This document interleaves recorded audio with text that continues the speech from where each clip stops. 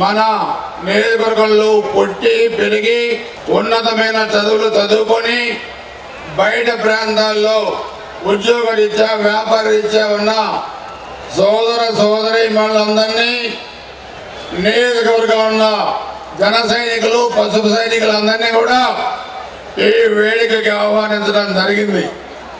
అందుకే ఈరోజు మనం చాలా పెద్ద ఎత్తున వేడుక జరుపుకుంటున్నాం.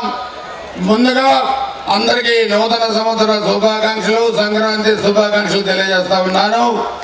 రాష్ట్రంలో రాజకీయ పరిస్థితులు మీరు చూశారు. 2019లో అలవిగాని హామీలతోనే అధికారానికి వచ్చిన సైకో జగన్మోహన్ రెడ్డి రాష్ట్రాన్ని ఎలా ఒళ్ళగాడుకు మార్చారో మనం చూసాం. అదేవిధంగా నియోజకవర్గంలో గురజాల్లో కూడా 14-19 మధ్య నేను ఎమ్మెల్యేగా ఉన్నప్పుడు, అధికారంలో ఉన్నప్పుడు ఒక ఫ్యాక్షన్ హత్య కూడా జరగలేదు, ఒక వైసీపీ కార్యకర్త కూడా చనిపోలేదు. అందరికీ అభివృద్ధి చేశాం.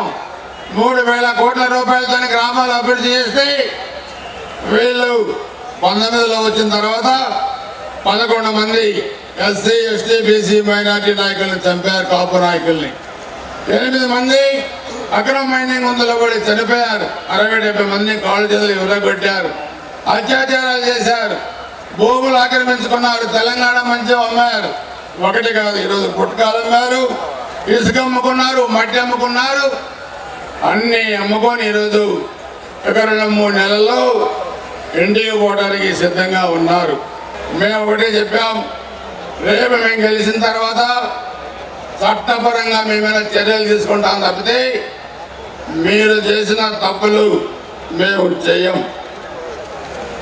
చంద్రబాబు నాయుడు గారు సౌమ్యుడు కావచ్చు, పెద్ద మనిషి కావచ్చు, అపారమైన అనుభవం ఉన్న వ్యక్తి. కానీ నాణానికి రెండో వైపు ఉంది, పవన్ స్టార్ పవన్ కళ్యాణ్. ఇక్కడ మాత్రం మీకు ఇతడి ఒళ్ళు దగ్గర పెట్టుకోకపోతే 2 పార్టీల కలయికతోని 155 సీట్లతోని రాష్ట్రంలో ఉమ్మడి ప్రభుత్వం రాబోతా ఉంది, సునామీ సృష్టించబోతా ఉందని చెప్పి కూడా మీకు అందరూ కూడా తెలియజేస్తా ఉన్నాను.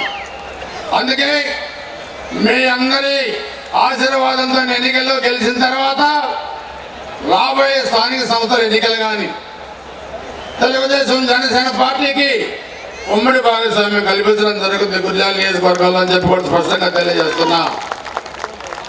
అధికారంలో కానీ, ఆర్థికపరమైన విషయాలు కానీ, పిల్లల చదువుల్లో కానీ, ఉద్యోగాల్లో కానీ తెలుగుదేశం జనసేన వేరే వేరే కాదు, ఒకటే కుటుంబం. గురజాల నియోజకవర్గంలో స్పష్టంగా కూడా మీకు తెలియజేస్తా ఉన్నాను.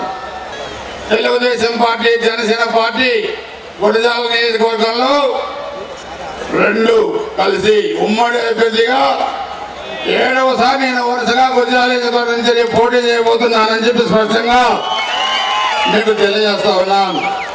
మీ అందరూ ఆశీర్వాదంతో వచ్చే ఎన్నికల్లో అత్యధిక మెజార్టీతో గెలిపిస్తారని చెప్పి మీకు చేతులెత్తి సవినయంగా మనవి చేస్తూ, జై తెలుగుదేశం, జై జనసేన, జై చంద్రబాబు గారు, జై జై పవన్ కళ్యాణ్ గారు, జై జై లోకేష్ బాబు గారు.